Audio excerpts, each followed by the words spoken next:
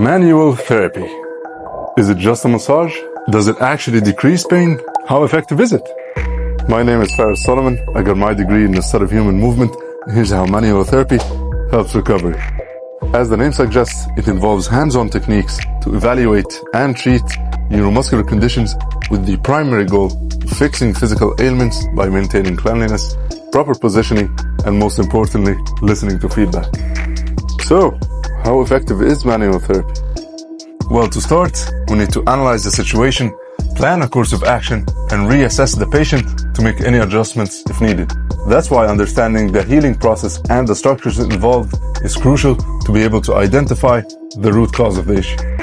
Now, to judge its effectiveness, there are multiple techniques to look at.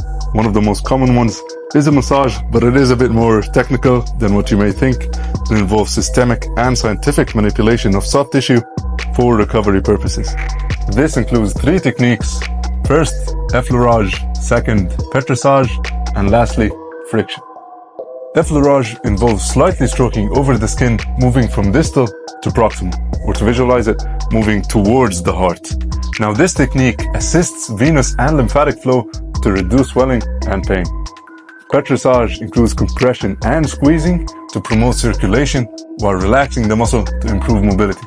It's a bit more intense, but it does work deeper into the muscle.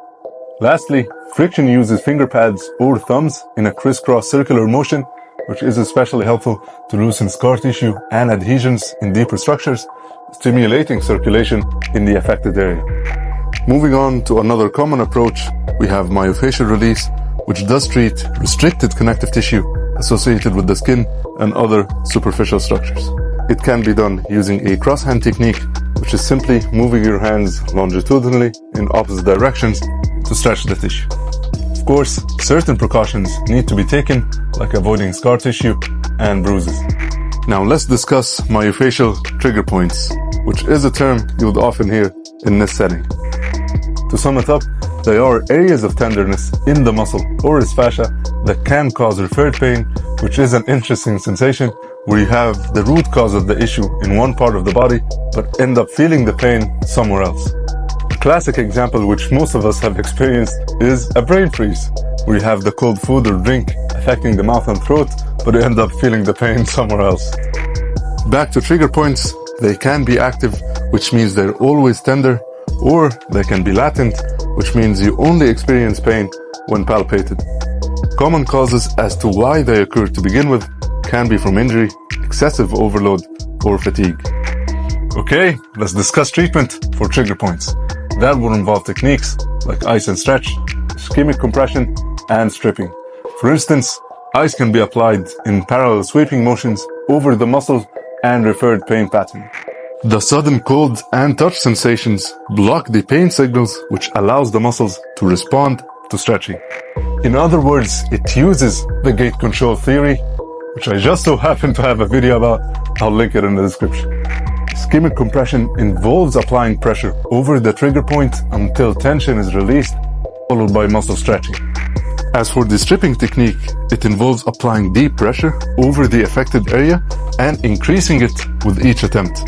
As you can imagine, it can cause slight discomfort. That's why it's always important to look for feedback. Moving on to another approach, we have muscle energy. It actually sounds cool. It involves voluntary contraction of muscles against a counter force to correct malalignments. And the contraction itself can be isometric, concentric, or eccentric. It works by causing a neurological response of reciprocal inhibition. Now that causes the relaxation of the antagonist, which is given the bicycle example, it will cause the relaxation of the triceps, while also contracting muscle synergists, which are the muscles that assist the prime mover in a given action.